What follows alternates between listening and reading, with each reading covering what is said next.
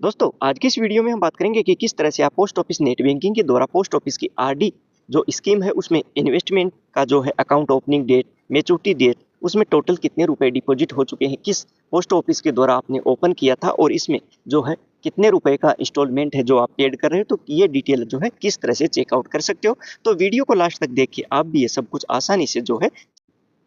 तो दोस्तों post office की नेट बैंकिंग के द्वारा पोस्ट ऑफिस इन्वेस्टमेंट स्कीम का जो डिटेल चेक करने के लिए आपको क्या है कि नेट बैंकिंग आपकी एक्टिवेट होनी चाहिए। तो अगर आपकी नेट बैंकिंग एक्टिवेट नहीं है तो आप पोस्ट ऑफिस में जाके वहाँ से एक फॉर्म भर के और इसको नेट बैंकिंग को फैसिलिटी को एक्टिवेट करवा सकते हो। तो जैसे ही आप इसको सर्च करोगे इस तरह का पेज आ जाएगा। इस पेज में सबसे पहले वाले लिंक के ऊपर क्लिक करना है, पेज को ऊपर की तरफ स्क्रॉल करना है और स्क्रॉल करने के बाद सबसे पहला ऑप्शन आ गया इसमें जो है, यहाँ पर आपको यूजर आईडी फिलअप करनी है और जो वेरिफिकेशन यानी जो कोप्चा कोड दिया हुआ है वो फिलअप करके और इसको लॉगिन कर देना है। इसकी यूजर आईडी में आपकी जो पोस्ट ऑफिस की सेविंग बैंक अकाउंट है उसकी जो कस्टमर आईडी है वो इसकी यूजर आईडी होती है, तो वो यहाँ पर फिलअप करनी है और फिलअप करने के बाद कैप्चा कोड डाल के लॉगिन कर देना। जैसे आप लॉगिन करोगे, लॉगिन करते ही इस तरह का आ जाएगा। अभी आप नेट बैंकिंग में जब एक्टिवेट करोगे तो आप यहाँ पर एक प्रेस सेट करोगे, तो मैंने ये सेट कर रखा है, क्रम करते रहो, तो ये आपको शो कर देगा। जो चेकबॉक्स दिया हुआ है इसके ऊपर टिक मार्क करना है और आपने जो भी इसमें लॉगिन पासवर्ड सेट कर रखा है वो लॉगिन पासवर्ड इसमें आपको एंटर करना है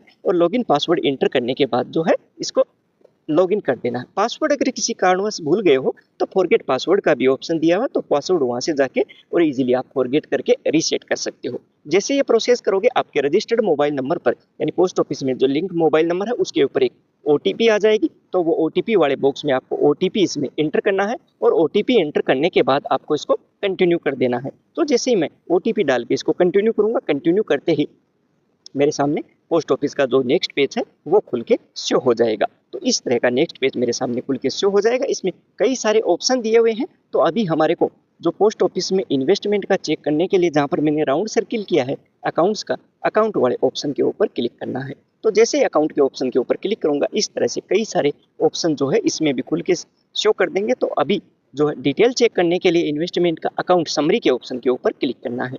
जैसे ही मैं अकाउंट समरी के ऑप्शन के ऊपर क्लिक करूंगा इस तरह से पोस्ट ऑफिस में आपने जितना भी इन्वेस्ट कर रखा है, चाहे आपने खुद किया हो, पोस्ट ऑफिस जाके किया हो, एजेंट के द्वारा किया हो, सब कुछ शो कर देगा।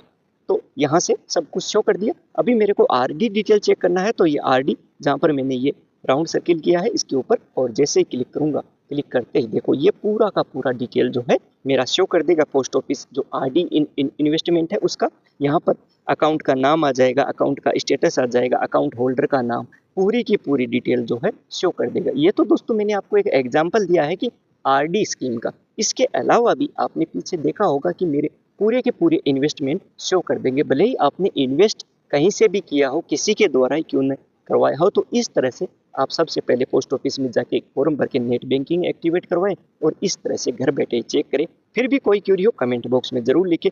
वीडियो देखने के लिए